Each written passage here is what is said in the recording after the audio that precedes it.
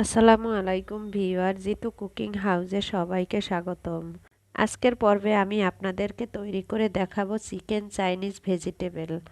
অনেকেই এই Chinese vegetable তৈরি করা ঝামেলা মনে করেন। শীতের মধ্যে খুব সহজেই পাওয়া যায় এমন 4টি সবজি দিয়ে আজকে আমি তৈরি করে দেখাবো চিকেন চাইনিজ ভেজিটেবল।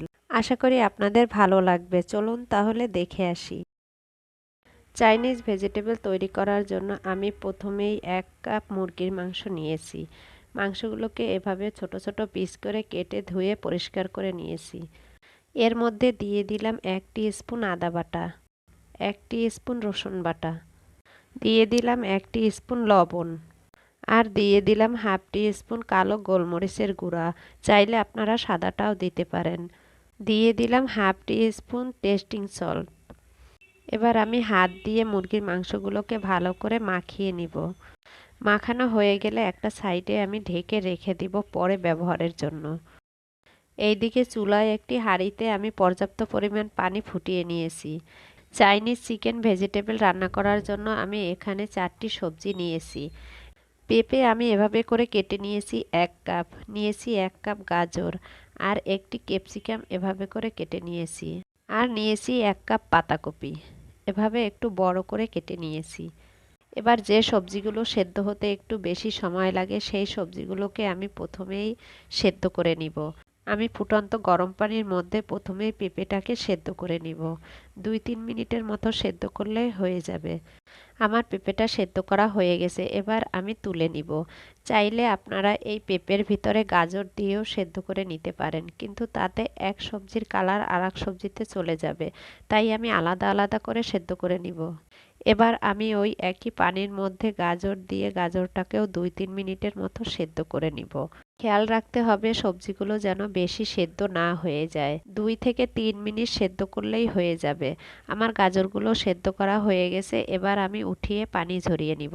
সবজি সেদ্ধ করা এই পানিটা কিন্তু আমি ফেলে দিব না, রেখে দিব পরে ব্যবহারের জন্য। এবার চলে যাব মূল রান্নায়। চুলায় একটি প্যান গরম করে দিয়ে দিলাম 2 স্পুন রান্নার তেল। তেলটা একটু গরম হয়ে গেলে দিয়ে দিলাম 2 স্পুন রসুন কুচি, আর দিয়ে দিলাম 2 স্পুন আদা কুচি। আদা আর রসুনটাকে আমি 1 মিনিটের মতো ভেজে নিব, যাতে আদা রসুনের কাঁচা গন্ধটা চলে যায়। এটাকে ভেজে ব্রাউন করার দরকার নেই। ভাজা হয়ে গেলে দিয়ে দিলাম 4-5টা কাঁচামরিচ ফালি, দিয়ে আবারও একটু ভেজে নিব। এ পর্যায়ে আমি দিয়ে দিলাম মুরগির মাংস। এবার আস্তে আস্তে নেড়েচেড়ে মুরগির মাংসটাকে একটু সময় কষিয়ে নিব। আমি যেহেতু মুরগির মাংসটাকে ছোট ছোট পিস করে আগেই মাখিয়ে রেখেছিলাম, তাই বেশিক্ষণ লাগবে না সেদ্ধ হওয়ার জন্য। যখন মুরগির মাংসটা এরকম একটু ভাজা হয়ে যাবে তখন দিয়ে দিলাম পেঁয়াজ। পেঁয়াজগুলোকে আমি বড় বড় পিস করে কেটে এভাবে ছাড়িয়ে নিয়েছি। এতে পেঁয়াজটা সবজির কাজও করবে। এবার দিয়ে দিলাম ক্যাপসিকাম কুচি, আর দিয়ে দিলাম পাতাকপি কুচি। এবার সব উপকরণ আমি 1 মিনিটের মতো কষিয়ে নিব। বেশিক্ষণ কষাতে হবে না। এই যে দেখুন ভিউয়ার্স, আমার কষানো হয়ে গেছে, কালারটা একটু চেঞ্জ হয়ে এসেছে। এবার আমি দিয়ে দিব সেদ্ধ করে রাখা পেঁপে আর গাজর। এবার 1 মিনিটের মতো ভালো করে নেড়েচেড়ে সব উপকরণ মিশিয়ে নিব। মিশানো হয়ে গেলে দিয়ে দিব পরিমাণ মতো লবণ। লবণটা একটু বুঝে দিতে হবে, কারণ আমি মুরগির মাংসটা মাখানোর সময় কিন্তু লবণ দিয়ে দিয়েছিলাম। 2-3 মিনিটের মতো সব উপকরণ ভালো করে কষিয়ে নিব। কষানো হয়ে গেলে দিয়ে দিব সেই যে সেদ্ধ করে রাখা সবজির পানিটা আমি রেখে দিয়েছিলাম, সেখান থেকে আমি 2 কাপ পানি দিয়ে দিব। এবার সব কিছু আবারও একটু নেড়েচেড়ে মিশিয়ে দিব। মিশানো হয়ে গেলে দিয়ে দিব হাফ স্পুন গোলমরিচের গুঁড়া, আর দিয়ে দিব 1.5 স্পুন সয়া সস। আবারও একটু নেড়েচেড়ে মিশিয়ে দিয়ে অপেক্ষা করব পানিটা ফুটে না ওঠা পর্যন্ত।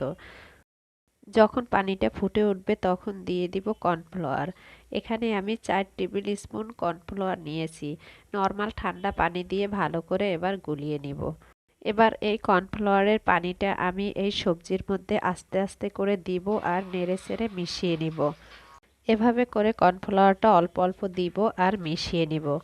সবজিটাকে একটু থকথকে আর ঘন করার জন্য এই কর্নফ্লাওয়ারটা দিতে হবে, কিন্তু খুব বেশি পরিমাণে দিবেন না, তাহলে বেশি শক্ত হয়ে যাবে, খেতেও ভালো লাগবে না।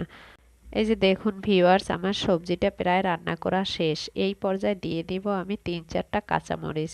আমি কিন্তু কাঁচামরিচগুলোকে চিড়ে দিব না, তাহলে ঝাল বের হবে। শুধু ফ্লেভারের জন্য আমি 3-4টা কাঁচামরিচ দিয়ে দিলাম। সবজিটা রান্না করা প্রায় শেষ, এবার আমি নামিয়ে নিব। ফিরে আসছি পরিবেশনের পর। এই যে দেখুন ভিউয়ার্স, খুব তাড়াতাড়ি তৈরি হয়ে গেল চাইনিজ ভেজিটেবল। এটা কিন্তু গরম গরম পোলাওর সাথে খেতে ভীষণ মজা লাগে।